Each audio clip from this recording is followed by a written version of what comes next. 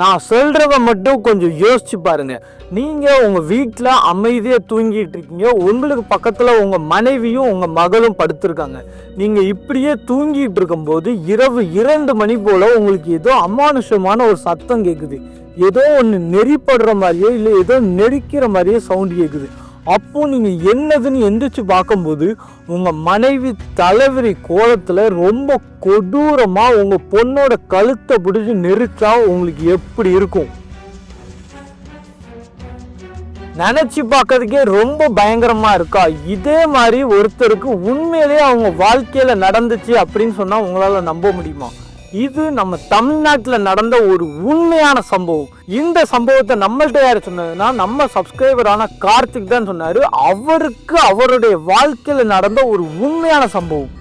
ஒரு நாள் நடந்து போனனால இவர் வாழ்க்கை எப்படி மாறிச்சு, இவர் குடும்பமே இதனால எந்த லெவலுக்கு அவதிப்பட்டுச்சு அப்படிங்கிற ஒரு உண்மை கதையை தான் இந்த வீடியோவில் பார்க்க போகிறோம். உங்களுக்கும் சரி இல்லை உங்கள் குடும்பத்தில் உள்ளவங்க நண்பர்கள் யாருக்குனாலும் அமானுஷ்யமான உண்மை திகில் சம்பவங்கள்லாம் நடந்துருச்சுன்னா நம்ம சோசியல் மீடியா அக்கௌண்ட்ஸ் தான் டிஸ்கிரிப்ஷனில் கொடுத்துருக்கேன். அதில் என்ன கான்டாக்ட் பண்ணி கதையை சொல்லுங்க.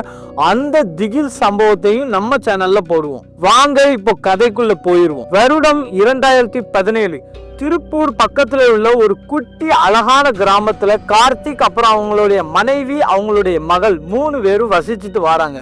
கார்த்திக்கு என்ன வேலை அப்படின்னு பாத்தீங்கன்னா அவர் திருப்பூர்ல உள்ள ஒரு பனியன் கம்பெனில தான் வேலை பார்க்குறாரு. இவருடைய கிராமத்துல இருந்து அந்த திருப்பூர் பனியன் கம்பெனி வெறும் 8 கிலோமீட்டர். கார்த்திக்கு இந்த திருப்பூர் பனியன் கம்பெனி மட்டும்தான் வேலையா அப்படின்னு பாத்தீங்கன்னா அதுதான் கிடையாது. அவர் வீட்டு பக்கத்துல ஒரு விவசாய பூமியும் வச்சிருக்காரு. அதுல தோட்ட வேலை பார்க்கறதும் அவருக்கு ஒரு வேலை தான். ஸோ இப்படியே இவங்க வாழ்க்கை போயிட்டு இருக்கும் போது என்ன ஆச்சு அப்படின்னு பாத்தீங்கன்னா ஒரு நாள் பனியன் கம்பெனில ரொம்பவுமே லேட் ஆயிடுது. அதாவது 11 மணி அந்த டைமிங் ஆயிட்டு. ஸோ இவரும் பஸ் ஸ்டாண்டு கிட்ட நிற்கிறாரு.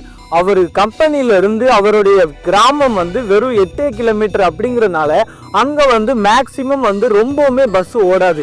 ஏதாவது 1-2 மினி பஸ் மட்டும் தான் ஓடும். அதுவுமே டைமிங்க்கு தான் ஓடும். மினி பஸ் அப்படின்னா இப்போ உள்ளவங்களுக்கு தெரியுதோ இல்லையோ, முன்னாடி உள்ள 90s kids early 2K kids எல்லாத்துக்குமே மினி பஸ் அப்படிங்கிறது தெரியும். இப்போ அந்த மினி பஸ் வசதி அந்த அளவுக்கு இல்லை அப்படிங்கிறது தான் சொல்லப்படாத உண்மையே. ஸோ இவரும் 11 மணி ஆனனால அவங்களுடைய ஊரோட கடைசி பஸ்ஸுக்காக காத்துட்டு இருக்காரு. அப்போதான் அங்கே ஒரு பெரியவர் சொல்றாரு, இப்போதான் அந்த பஸ்ஸு போச்சு, நீ ஒரு 10 நிமிஷத்துக்கு முன்னாடி வந்திருந்தா அந்த பஸ்ஸை பிடிச்சிருக்கலாம். இனிமே இந்த ஊருக்கு பஸ்ஸு காலைல 6 மணிக்கு தான் அப்படிங்கிற மாதிரி சொல்றாரு. ஆனால் அந்த 10 நிமிஷம் சீக்கிரம் வந்திருந்தா இவர் குடும்பமே இந்த லெவலுக்கு ஒரு அமானுஷத்திலிருந்து தப்பிச்சிருக்கும் அப்படின்னு தான் நான் இந்த இடத்துல சொல்ல விரும்புகிறேன். இப்போ கார்த்தி என்ன பண்ணுறாரு அப்படின்னு பார்த்தீங்கன்னா ஊருக்கு போயே ஆகணும். ஏன்னா வீட்டில் பொண்டாட்டியும் பிள்ளையும் தேடிட்டு இருப்பாங்க. அது போக அவங்க பொண்டாட்டி என்ன சொல்கிறாங்க அப்படின்னு பார்த்தீங்கன்னா வரும்போது எனக்கும் பிள்ளைக்கும் ஃப்ரைட் ரைஸ் வாங்கிட்டு வாங்க அப்படிங்கிற மாதிரி சொல்கிறாங்க. ஸோ கார்த்தியை அங்கே பக்கத்தில் உள்ள ஒரு சிக்கன் ரைஸ் கடையில் 2 ஃப்ரைட் ரைஸ் வாங்கி அந்த பார்சலையும் கொண்டுக்கிட்டு போகிறாரு. இப்போ எப்படி போகிறாங்க அப்படின்னு பார்த்தீங்கன்னா 8 கிலோமீட்டரும் நடந்தே போகிறாரு. ஏன்னா இவர் தோட்ட வேலை பார்த்தவர், இவருக்கு அந்த 8 கிலோமீட்டர் நடக்கிறது அப்படிங்கிறது ஒரு பெரிய விஷயமாவே தெரில.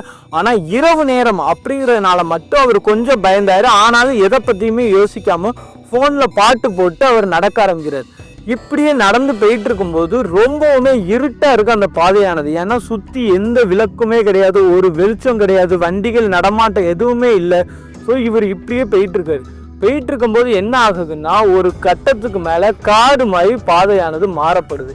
காடு மாதிரி மாறினதுக்கு அப்புறம் கொஞ்சம் தூரம் தள்ளி ஒரு வாய்க்கால் ஓடிட்டு இருக்கான். அந்த வாய்க்கால் கிட்ட இவர் நடந்து போகும்போது யாரோ ஒரு சின்ன பையன் தூரத்தில் நிற்கிற மாதிரி இவருக்கு தெரியுது. யாராதோ அப்படின்னு சொல்லிட்டு பார்த்துட்டு இவர் கிட்டேயே போயிட்டு இருக்காரு. கிட்ட போக தான் தெரியுது அங்கே ஒரு சின்ன பையன் நின்றுட்டு இருக்கான். யாரா தம்பி அப்படின்னு கேட்டுட்டு இருக்கும்போது அவன் சொல்கிறான், நாங்கள் எங்கள் அப்பா அம்மா இங்கே நாங்கள் வந்தோம், எங்கள் அப்பா அம்மாவை காணும் அப்படின்னு சொல்கிறான். இவருக்கு ஒன்றுமே புரியல. என்னடா இந்த டைமில் இந்த சின்ன பையன் எங்கே நின்றுட்டு இருக்கான், என்னடா ஆச்சுன்னு தெரில அப்படின்னு சொல்லிட்டு யாராவது இருக்காங்களான்னு சுற்றி முற்றி தேடிட்டு இருக்கும்போது இந்த சின்ன பையனை காணும். என்னடா நின்றுட்டு இருந்த பையனை காணுமே, ஏதோ ஒரு அமானுஷமாக இருக்க போகுது அப்படின்னு சொல்லி இவர் என்ன பண்ணுறாரு, பயத்தில் போக ஆரம்பிச்சிட்டார். போயிட்டு இருக்கும்போது என்ன ஆகுதுன்னா ரொம்பவுமே ஒரு அமானுஷமான சவுண்டு கேட்குது. அதாவது எப்படின்னா யாரோ காப்பாற்றுங்க அப்படிங்கிற மாதிரி கூப்பிடுற சவுண்டானது கேட்குது. இப்போ என்ன பண்ணுறாரு அப்படின்னு பார்த்தீங்கன்னா 2 சிக்கன் ரைஸ் வச்சுருந்தா தெரியுமா, அந்த 2 சிக்கன் ரைஸையும் ஒரு மரத்தடியில் வச்சுட்டு யாரை கூப்பிடுறா அப்படின்னு சொல்லிட்டு தன்னுடைய செல்ஃபோனில் ஃப்ளாஷ் ஆன் பண்ணிட்டு அவர் போயிட்டுருக்காரு. அப்படி போகும்போது ஏதோ பின்னாடி இருந்து அவருக்கு சவுண்டு கேட்குது. பின்னாடி இருந்து என்னடா சவுண்டு கேட்குது அப்படின்னு திரும்பி பார்த்தா 2 சிக்கன் ரைஸ் வாங்கி வச்சிருந்தாரு தெரியுமா. அந்த 2 சிக்கன் ரைஸையும் கவரோட பிரித்து ஏதோ சின்ன பையன் சாப்பிட்ற மாதிரி இருக்கு.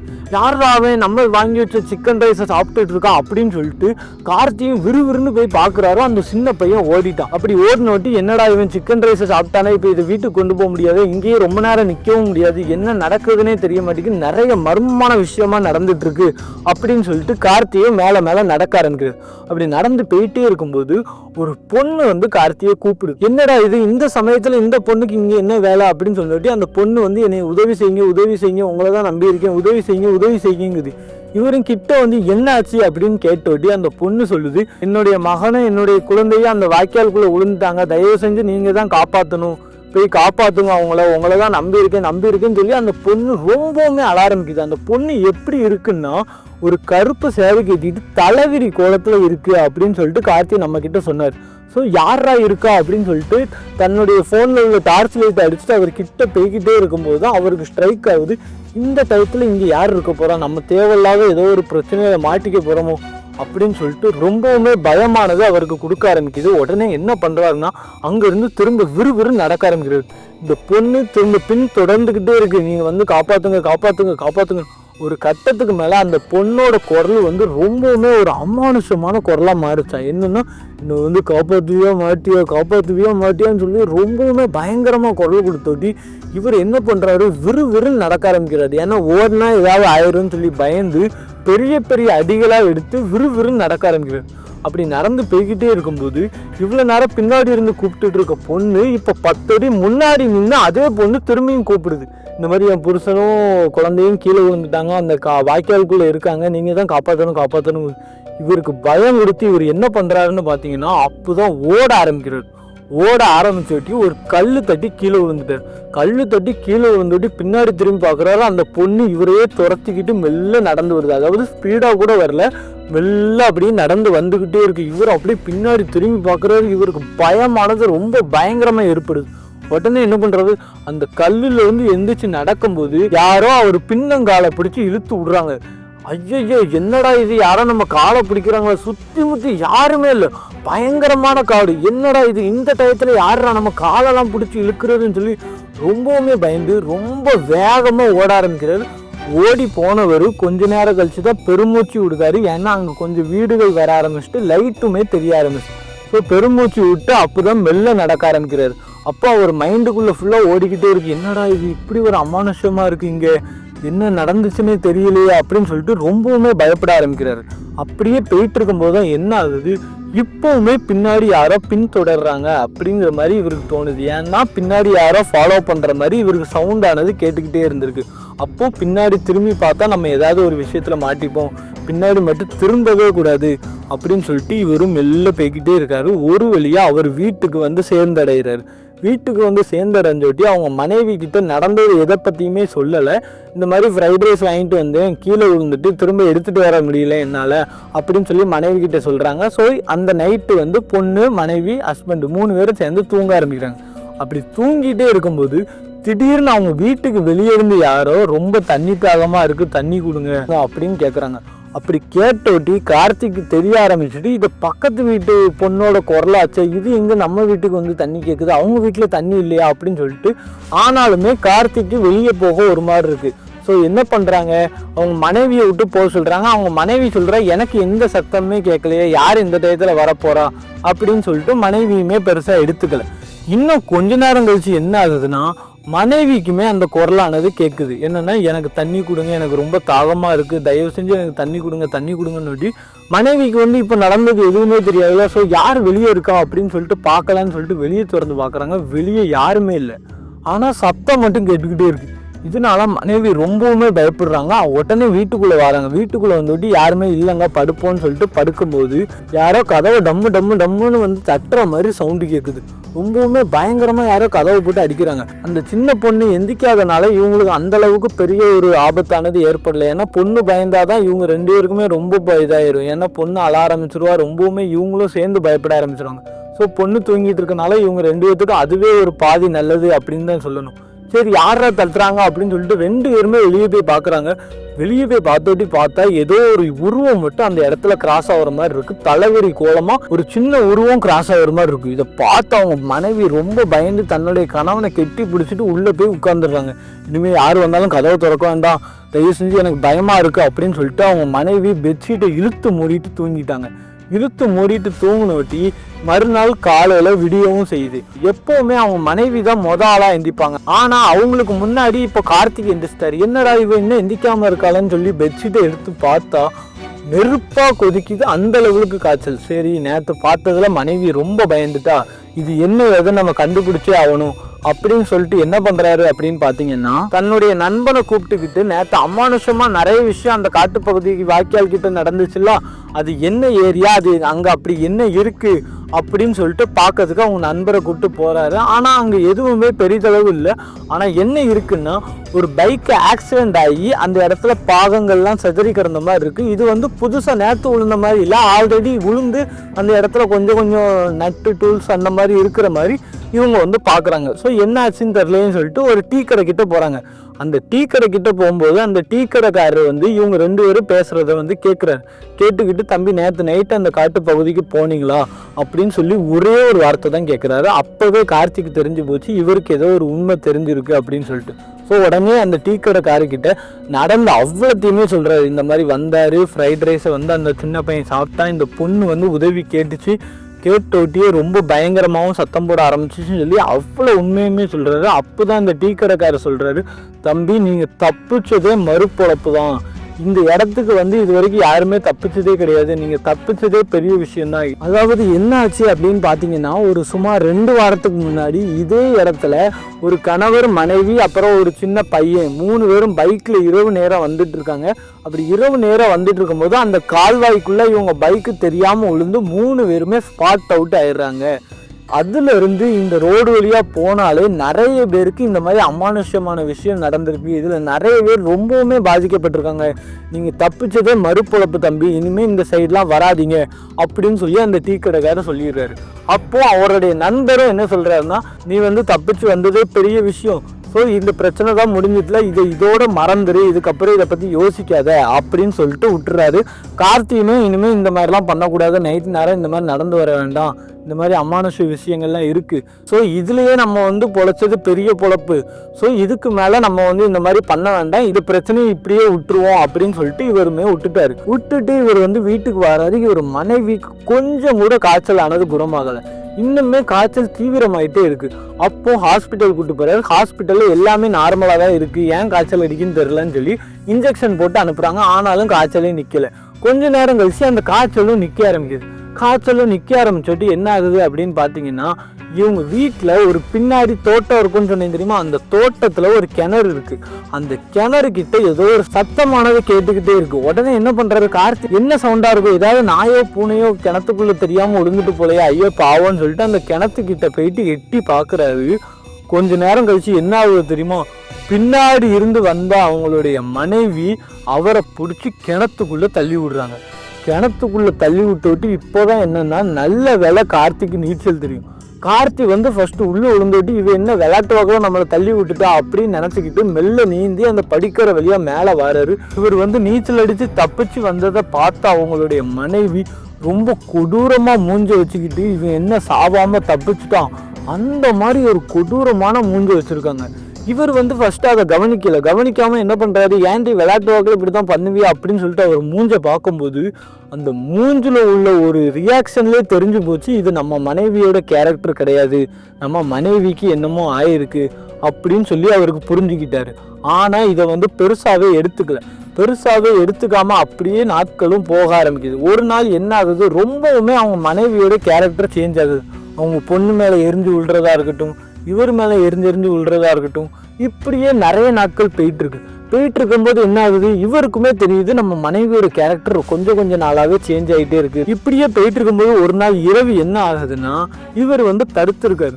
சுமார் 2 மணி போல ஏதோ ஒரு சவுண்ட் ஆனது கேட்குது. என்னதுன்னா, இப்போதான் வீடியோவோட இன்ட்ரோல சொன்ன மாதிரி யாரோ ஒருத்தர் எதையோ பிடிச்சி நெரிக்கிற மாதிரியோ, இல்லை 2 கதவு சேர்ந்தா ஒரு நெறியல் சவுண்டு வரும் தெரியுமா, அந்த மாதிரி நெரிக்கிற சவுண்டானது இவருக்கு கேட்டோட்டு இவர் என்ன ஏதுன்னு சொல்லி திடீர்னு பதறி அடிச்சு எந்திரிச்சு பாக்குறாரு. அவங்க மனைவி தலைவிரி குளத்துல இருக்காங்க. அவங்க மூஞ்சி ஃபுல்லா நகத்தை வச்சு கீர்னா எப்படி இருக்கும் அந்த மாதிரி கீரல் இருக்கு. அவங்க என்ன பண்றாங்கன்னா அவங்க குழந்தை மேல ஏறி, அதாவது அந்த பொன் குழந்தை சொன்னேன் தெரியுமா, அந்த பொன் குழந்தைக்கு மேல ஏறி அந்த பொன் குழந்தை கழுத்தை பிடிச்சி நெருக்கிறாங்க.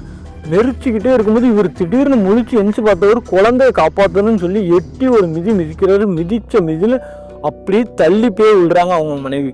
தள்ளி போய் விழுந்தோட்டி ஒரு வித்தியாசமா உட்கார்ந்துட்டு என்ன சொல்றாங்கன்னா, சிரிச்சுக்கிட்டே, நான் மட்டும் செத்துட்டேன், நீ மட்டும் உன் குடும்பத்தோட சந்தோஷமா இருப்பியா, நீ தானே என் குடும்பம் செத்ததுக்கே காரணம் அப்படின்னு சொல்லி ரொம்ப கொடூரமா சிரிக்காங்க. உன் குடும்பத்தையே நான் அழிக்காம விட மாட்டேன் அப்படின்னு சிரிச்சோட்டி இவருக்கு ரொம்பவுமே பயமாகுது. அந்த டைமே உடனே அவங்க சொந்தக்காரங்க எல்லாத்துக்குமே ஃபோன் பண்றாங்க. ஃபோன் பண்ணி உடனே வீட்டுக்கு வர வைக்கிறாங்க. வீட்டுக்கு வர வச்சு என்ன பண்ணுறாங்கன்னா, இந்த மனைவியை வந்து அப்படியே கெட்டி போட்டு இவரை வந்து ஒரு சாமியார்கிட்ட கூட்டு போகிறாங்க. அந்த சாமியார்கிட்ட கூட்டு போனவட்டி தான் அந்த மனைவி வந்து முழு விவரத்தையே சொல்கிறா. என்னன்னா, இவங்க வந்து இந்த மாதிரி இரவு நேரங்களில் திருப்பூர்லேருந்து நைட் ஷோ படம் பார்த்துட்டு வீட்டுக்கு போகிறாங்க. வீட்டுக்கு போகிற வழியில் யதார்த்தமாக அவர் வந்து கால்வாய்க்கிட்ட வண்டியை விட்டு அங்கே வந்து அப்படியே கீழே விழுறாங்க. விழுந்ததில் அவங்க ஹஸ்பண்டும் அவங்க பையனும் அந்த கால்வாய்க்குள்ளே விழுறாங்க. இவர் வந்து வெளியே விழுந்துடுறாரு. இப்போ என்ன ஆகுதுன்னு பார்த்தீங்கன்னா, அந்த வழியே இன்னொருத்தர் வந்து பைக்கில் வந்திருக்காரு. பைக்கில் வர்றவங்க கிட்ட ஐயா காப்பாற்றுங்க காப்பாற்றுங்கன்னு இவங்க கெஞ்சிருக்காங்க. என்னடா இந்த பொண்ணு இந்த டயத்தில் காப்பாற்றுங்க காப்பாற்றுங்கன்னு சொன்னாட்டி அந்த பைக்கில் உள்ளவர் இறங்கியிருக்காரு. இறங்கி என்னாச்சு அப்படின்னு கேட்கும்போது, என் புருஷனும் என் பையனும் அந்த இடத்துல விழுந்துட்டாங்க, தயவு செஞ்சு அவங்கள நீங்கள் தான் காப்பாற்றணும்னு சொல்லி அதே இடத்துலயே மயங்கி கீழே விழுந்து இறந்தே போயிருது அந்த பொண்ணு. அப்போது இங்கே நின்றுட்டு இருந்தவருக்கு ரொம்பவுமே பயத்தில் என்னடா இங்கேயும் இறந்துட்டாங்க, அங்கேயுமே 2 பேர் இறந்துட்டாங்க, இங்கே இருந்தால் நமக்கு மேலே தான் கேஸ் ஆயிரும், போலீஸ் அது இதுன்னு சொல்லி ரொம்பவுமே பிரச்சனை வந்துடும் அப்படின்னு சொல்லிட்டு அவர் உடனே அந்த இடத்துல இருந்து பைக் எடுத்துகிட்டு கிளம்பிடுறாரு. அதுக்கப்புறம் என்ன ஆகுதுன்னா, விடிய காலைல ஒரு 3-4 மணிக்கு தான் அந்த இடத்துல ஆட்கள் நடமாட்டம் வந்துட்டு தான் என்ன தெரியுதுன்னா, இந்த மாதிரி ஒரு ஆக்சிடென்ட் ஆகிருக்கு, இதில் வந்து இந்த மாதிரி 3 பேர் இறந்துருக்காங்க அப்படின்னு தெரிஞ்சு உடனே அவங்க பாடியெல்லாம் எடுத்து அடக்கம்லாம் செஞ்சுருக்காங்க. ஸோ அப்போ தான் நம்ம கார்த்தி பார்த்த பைக்கோட டூல்ஸு, அந்த மாதிரி பைக்கோட நட்டுலாம் என்ன பைக்கில் உள்ளது அப்படிங்கிறது கார்த்திக்கு புரிய வருது. இப்போ கார்த்தி கேட்குறது ஒரே ஒரு கேள்வி தான், சாமியார் நான் வந்து எதுவுமே பண்ணலை, ஆனால் அந்த ஆத்மா எதுக்கு என்ன பழி வாங்குது அப்படின்னு சொல்லிட்டு கார்த்தி வந்து கேட்குறாரு. அப்போ தான் அந்த சாமியார் சொல்கிறாரு, தம்பி நீ எதுவுமே பண்ணல, ஆனால் உன்ன மாதிரி ஒரு வாலிபர் தான் இந்த மாதிரி இந்த பொண்ணை காப்பாற்றாமல் போயிருக்கான். இந்த பொண்ணை காப்பாற்றலைன்னா கூட பரவாயில்ல, அந்த ஹஸ்பண்டையும் அந்த பையனையும் காப்பாற்றாமல் இவன் பாட்டுக்கு போயிட்டான். அப்படி போனனால தான் இந்த பொண்ணோட ஆத்மா மட்டும் சாந்தி அடையாமல் இவன் மட்டும் காப்பாற்றியிருந்தா நம்ம பையனும் நம்ம புருஷனும் தப்பிச்சிருப்பாரு, நம்ம இறந்தா கூட பிரச்சனை இல்லையே அப்படின்னு சொல்லி அந்த பழிவாங்கிற வெறினால நீயும் 1 வாரம் கழிச்சு அங்கே வந்தியா, நீ தான் அவங்கள காப்பாற்றாமல் போயிட்ட அப்படின்னு நினச்சிக்கிட்டு உன்னை பின்தொடர்ந்து வந்திருக்கு, உன்னையும் காப்பாற்றுன்னு சொல்லியிருக்கு, நீயும் பயத்தில் ஓடினியா, இதனால உன் வீட்டு வாசலுக்கு வந்ததும் இதே ஆத்மா தான், உன் மனைவி உடம்புக்குள்ளே போனதும் இதே ஆத்மா தான் அப்படின்னு சொல்லி பூசாரி எல்லாத்தையுமே சொல்கிறாரு. சொன்ன உடனே நிறைய மந்திரங்கள்லாம் போட்டு கோடாவிங்களெல்லாம் வர வச்சு அந்த ஆத்மாவை வந்து அந்த உடம்புல இருந்து வெளியே அனுப்புறாரு. இதனால இவர் குடும்பம் வந்து திரும்பியும் பழைய நிலைமைக்கு வருது. இந்த கதையை பத்தி நீங்க என்ன நினைக்கிறீங்க? ஒரே ஒரு நாள் பஸ்ஸை விட்டனால இவர் நடந்து போகணும்னு முடிவு பண்ணி போனனால இவர் குடும்பமே எந்த லெவலுக்கு பாதிக்கப்பட்டிருக்குன்னு பாத்தீங்களா? இந்த அமானுஷ திகில் சம்பவத்துல இருந்து நான் என்ன கத்துக்கிட்டேன் அப்படின்னு பாத்தீங்கன்னா, ஒருத்தர் ரோட்ல உதவின்னு கேட்குறாங்கன்னா அவங்களுக்கு தயவு செஞ்சு உதவி பண்ணுங்க. இப்போ அந்த இடத்துல மட்டும் அந்த இளைஞர் அவங்க ஹஸ்பண்டையும் அவங்க பையனையும் உதவி செஞ்சுருந்தாங்கன்னா இப்போ அந்த 2 பேருமே உயிரோடு இருந்திருப்பாங்க. இந்த கார்த்தியோட குடும்பத்துக்கும் இவ்வளோ பெரிய ஒரு அமானுஷமான விஷயமும் நடந்திருக்கதை நம்ம தவிர்த்திருக்கலாம். தயவு செஞ்சு வாகனங்களில் போகிறீங்களா, யாராவது ஒருத்தங்க கீழே விழுந்துட்டாங்களா, உங்களால் முடிஞ்சது ஒரு உதவி செய்யுங்க. அவங்களுக்கு ஏதாவது தண்ணி கொடுங்க, அவங்க எழுப்பாட்டி விடுங்க, ஒரு ஆம்புலன்ஸ்க்காவது ஃபோன் அடிங்க, இல்லை பக்கத்தில் உள்ள மக்களையாவது கூப்பிடுங்க. இப்படி அலட்சியமாக விட்டுட்டு போயிடாதீங்க. ஒவ்வொரு உயிரும் எவ்வளோ வேல்யூபிள் ஆனது அப்படிங்கிறது நீங்களும் தெரிஞ்சு வச்சுக்கோங்க. தலைக்கவசம் இல்லாமல் வாகனத்தை ஓட்டாதீங்க. இந்த மாதிரி இந்த உண்மையான திகில் சம்பவத்திலேருந்து கார்த்தி நம்மக்கிட்ட நிறைய விஷயம் சொன்னார். அவர் என்கிட்ட சொல்லும்போது சொன்னது அந்த விஷயம்தான், தயவு செஞ்சு வாகனங்களில் போகும்போது பார்த்து போங்க அப்படின்னு தான் சொன்னார். ஸோ இந்த திகில் சம்பவத்தை பற்றி நீங்கள் என்ன நினைக்கிறீங்க அப்படிங்கிறத கமெண்ட் பாக்ஸில் சொல்லுங்கள். கார்த்தியோட இடத்துல நீங்கள் இருந்திருந்தால் என்ன பண்ணியிருப்பீங்க அப்படிங்கிறதையும் கமெண்ட் பாக்ஸில் சொல்லுங்கள். இதே மாதிரி உங்களுக்கோ இல்லை உங்கள் குடும்பத்தில் உள்ளவங்க, உங்கள் ஃப்ரெண்ட்ஸ் யாருக்காக இருந்தாலும் சரி, திகில் அமானுஷ உண்மை சம்பவம் நடந்துருச்சுன்னா டிஸ்கிரிப்ஷனில் நம்மளோட சோஷியல் மீடியா அக்கௌண்ட்ஸ்லாம் கொடுத்துருக்கேன், என்கிட்ட வந்து சொல்லுங்கள், அதையும் நம்ம பேஜில் வந்து போடுவோம். இதே மாதிரி நிறைய திகில் அமானுஷ உண்மை சம்பவங்களுக்கு நம்ம ஷேடோஸ் ஆஃப் ட்ரூத் சேனலை சப்ஸ்கிரைப் பண்ணிடுங்க. இன்னொரு திகில் வீடியோவில் வந்து உங்களை வந்து சந்திக்கிறேன். அதுவரை உங்களிடமிருந்து விடைபெறுகிறேன். வணக்கம்.